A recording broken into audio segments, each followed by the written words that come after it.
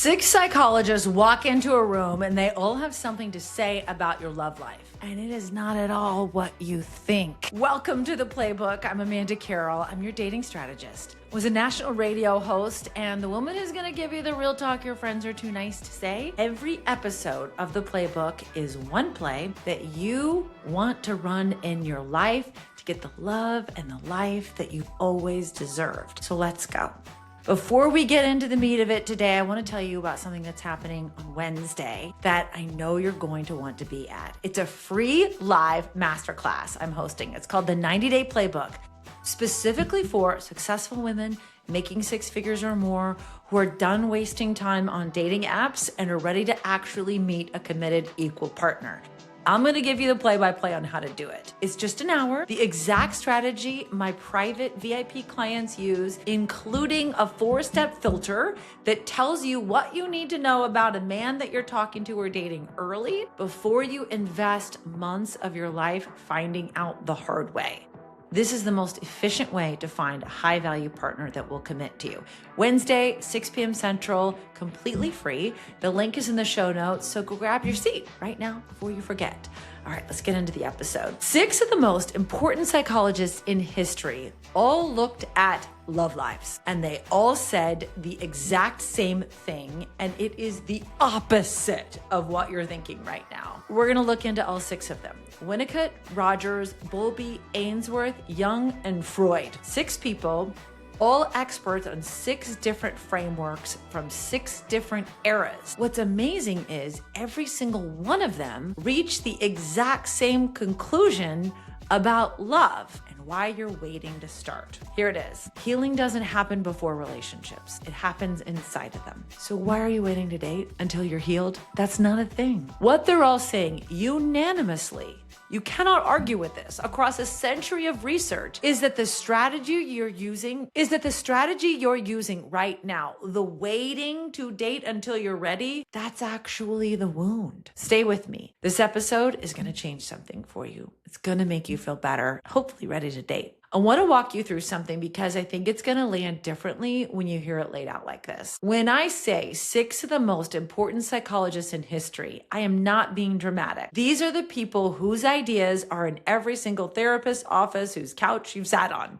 It's every self-help book that you've read or maybe started. Every conversation you've had about attachment theory or your childhood or why you keep picking the same kind of man. These are all the architects of how we understand human psychology and the way we love and handle relationships. I went looking for what they all said specifically about relationships and healing. Not because I was trying to prove a point, but because I kept having the same conversation with women. Brilliant, successful women who've done so much work on themselves, and I kept hearing the same thing. I'm not ready yet. Using the work on myself actually as a delay tactic to get what they want. Sometimes I think it's an excuse because of fear. So I set out to prove them wrong. I went to the literature and here's what I found. Donald Winnicott, let's start with him. Object relations theory is his specialty. He's one of the most influential developmental psychologists of the 20th century. He said, you don't need to be fully healed, just real and held in a good enough relationship. You don't have to be perfect. You don't have to make enough money. You don't have to be the right weight. You don't have to have waited long enough after your divorce. You're good enough. And that realization is what facilitates the healing. Think about it. I know it. You're hurt from your last relationship, so hurt. And you feel like you could never love again. But that waiting is exactly why you can't. You're feeling like just 10 more pounds. Girl, how many years have you said that? Men love women of all sizes and all shapes. Just put yourself out there. Let's go to Carl Rogers.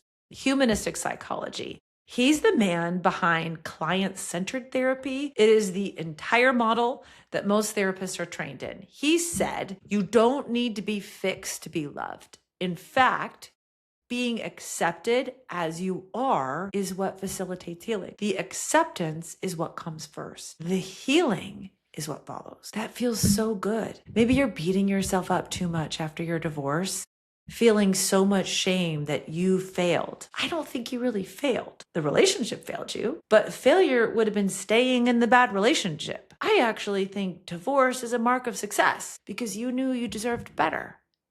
and you're going for it. So stop holding yourself out of the game and stop sitting on the bench. If you truly want to be healed and be able to love again, then you have to accept yourself, accept what happened, and understand that the healing is in the process of dating. The acceptance comes first, the healing follows. Let's go to our next expert, John Bowlby. He's the attachment theory guy. He's the guy who literally gave us all the vocabulary that we use to talk about anxious attachment or avoidant attachment, all of it. The book you're reading that says, when I finish this, maybe then I'm going to date, but you're still stuck on chapter 1 and it's been 6 months. Here's what he said.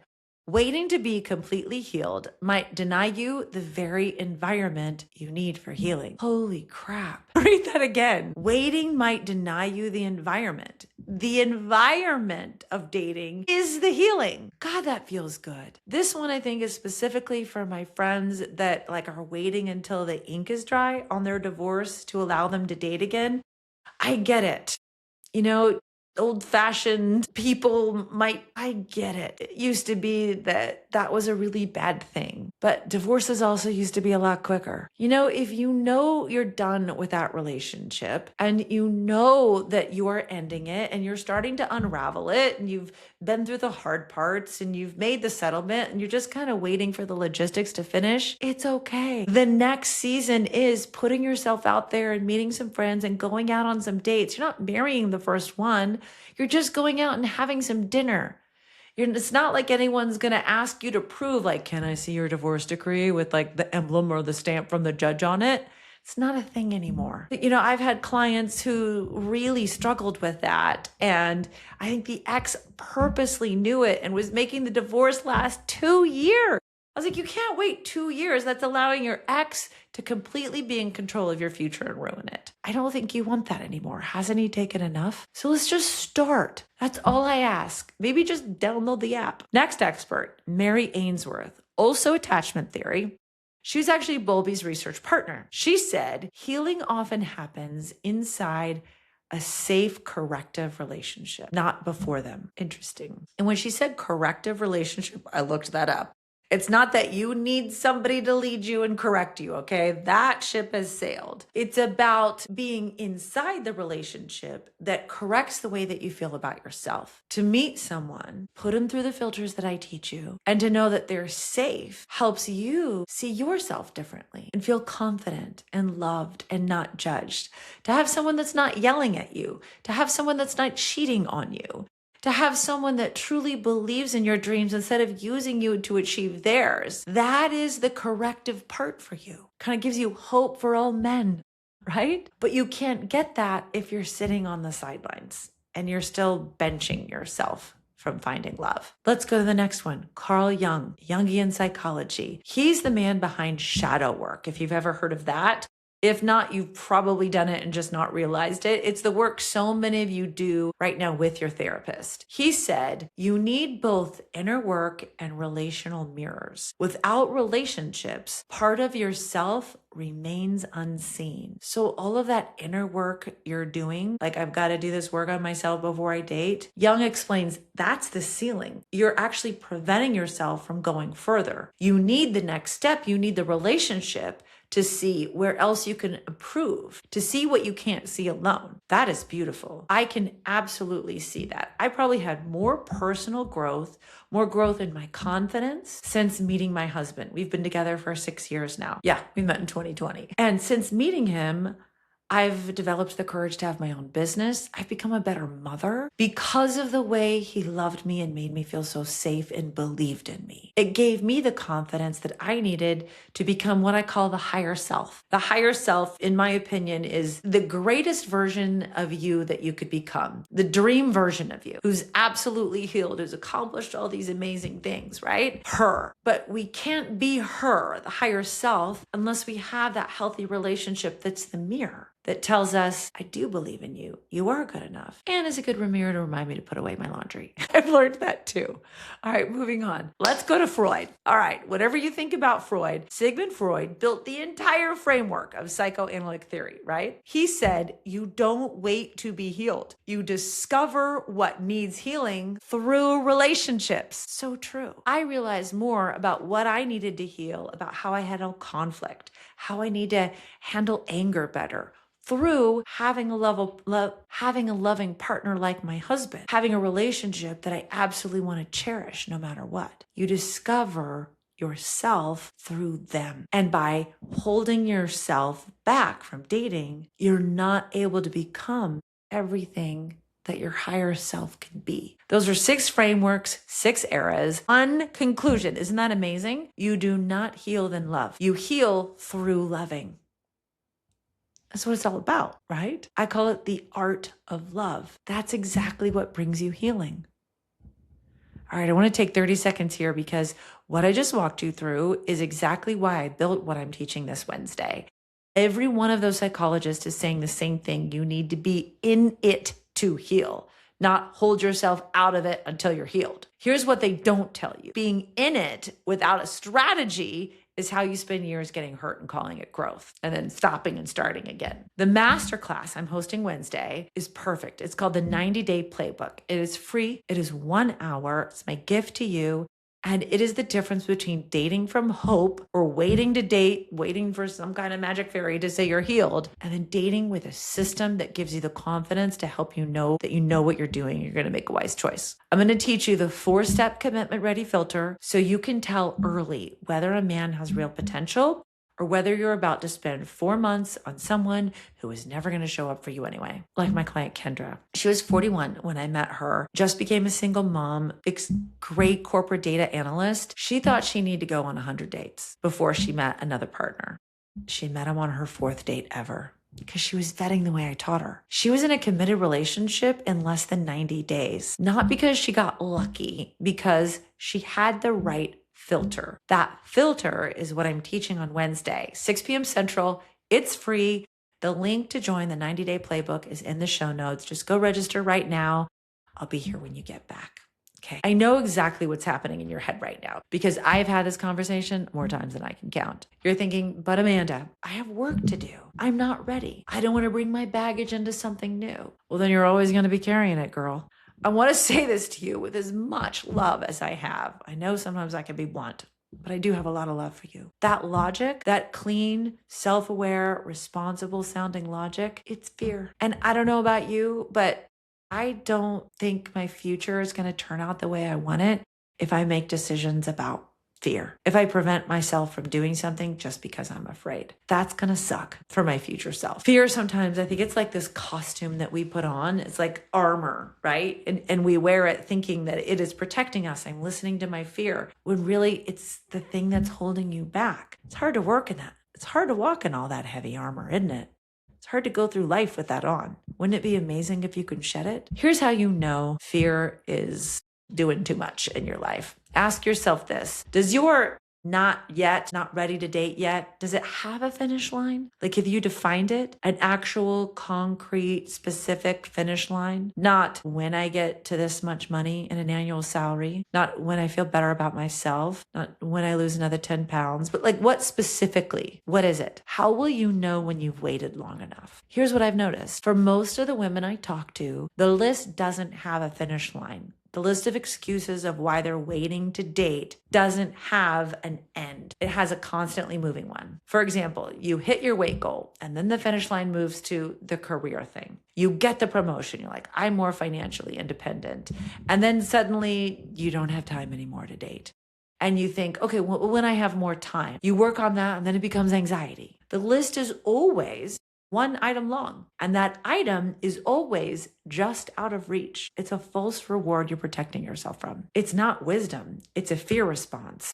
And I don't think we should make our decisions as high value women based on fear. We are brave women. We move forward anyway. Get it? All of our excuses for waiting to date because we're still healing, they're sophisticated. It sounds like self-awareness. Maybe even your friends are encouraging them, but makes the truth really hard to see. Fear has a constant moving finish line. Wisdom has specifics. Here's the thing I want you to understand about why this matters beyond just go date, it'll be fine. The pattern that keeps pulling capable women like you towards men who are vague, emotionally unavailable, intimidated by everything you've built, that pattern does not get healed by waiting on the sidelines. It does not get healed by sitting on your therapist couch alone. Even though therapy is valuable, I'm a fan, I go every Tuesday. It doesn't get healed by reading the right books. It doesn't get healed by journaling more about your childhood. It gets healed, really dismantled actually, by moving forward, by learning to see it early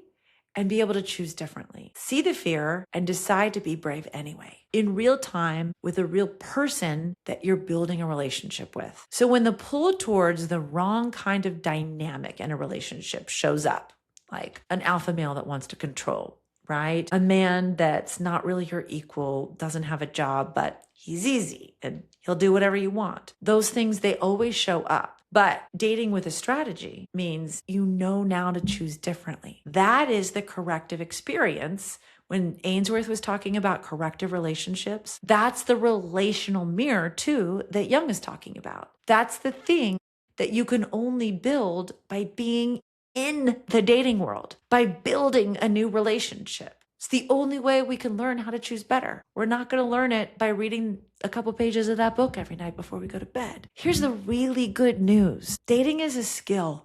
It's a learnable, buildable, repeatable skill. It is not about luck. It's not about being healed enough. It's just about having the right strategy. And that's what I want to teach you. The difference between dating from hope and dating with a playbook, the play-by-play on how you do it right. Let's talk about the play. Every episode, I promise a play that you can run in your life. This one I'm calling the Begin Anyway play. It's just 3 steps and you can do it all right now with me in a couple of minutes. Step 1, I want you to name the story that you're actually telling yourself, not the polished version, the real one. Write it down like, I still have anxiety about dating. I haven't lost the weight yet. I don't feel confident in myself. I don't trust myself yet. I don't have enough money yet. Whatever it is, get it on paper because you can't dismantle a story that you can't see. And when you see it written down, that's when you can start to notice something. It's going to feel smaller than it did when it was in your head. Maybe I'm afraid I'm not going to make a good choice again. Okay, well, let's just get the help that you need to make a different choice. And let's practice at it by going out on dates. All right, step 2, ask yourself this honestly. Is the reason why I'm holding back on dating based on wisdom or fear? Ask yourself, is this actually protecting me or is it keeping me away from the exact environment I need where the healing that I want could actually happen? If it's wisdom, it has specifics, right? I need 3 more months in therapy because I'm actively working through something that would make me unavailable and then I'm ready. Okay, that's real. Is it fear? If it's fear, you know it because it's vague. I just don't feel ready. Feel what? Ready for what? When? How are you going to know? Are you waiting for a magical fairy to bring you a certificate with a stamp on it that says you can date now? That doesn't happen. Name it. Is it fear or is it wisdom? Step 3, decide on one thing that you're going to do this week that isn't waiting until you're healed. Doesn't have to be a grand gesture. Not asking you to go on 5 dates this weekend. Just do one thing. Download a dating app. Create a dating profile. Or if you're already on the dating apps, say yes to one invitation. Send the first message to somebody you're interested in. Buy the book on relationships you've been meaning to read. Send me an email about this episode. I love to hear from you. The goal isn't to be ready. The goal is to be in motion because motion is where you learn about what you need to learn to have the healthy relationship that you crave. You don't learn about it by sitting yourself on the bench. You gotta put yourself into the game. Here's what I want from you this week. After you finish this episode, I'd love for you to finish this sentence out loud or write it down or hit reply on an email from me, okay? Just somewhere you have to say it. The thing I've been waiting for before I start is name it out loud. Let's talk about it. That's how it stops running the clock, okay? Send me an email, amanda@amandacarroll.org. 2 R's, 2 L's in my last name. I read every single one of my emails. And I want to tell you something before you send it. Naming the thing that is holding you back from getting the love you truly want is not admitting defeat. It's not saying you're broken or behind or hopeless. it's the first move. It's the begin anyway play in action. And once you see it, you email it to me. We can make a plan to work through it together so you're not so alone anymore. Now, if this episode landed for you, man, I would love for you to give it a review. Hey, could you copy the link to it and share it with a friend that you know that needs this too? The two of you can do it together. And I want to tell you about something that's happening again this Wednesday. It's the free live masterclass called the 90-Day Playbook, How Successful Women Meet a Committed Equal Partner Without Wasting Years on the Apps. It's only an hour. It's completely free. No fluff, no believe in yourself pep talk. It's the actual strategy, the same one that Kendra used, including the 4-step commitment ready filter that tells you what you need to know about a man so you stop spending months finding out the hard way of whether or not he's going to commit to you. This Wednesday, 6 p.m. Central, 7 Eastern, live on Zoom. The link to join is in the show notes, so go register right now before you forget, before your brain gets busy doing something else, because I don't know about you, but when I say I'll do it later, I never do it later. Can't make the live? That's okay. Register anyway, and I will send you the replay. The link is in the show notes. Wow, so 6 psychologists, 6 eras, 1 unanimous answer. The waiting is the womb. You don't have to be finished. You don't have to be fearless. You just have to begin. See you on Wednesday.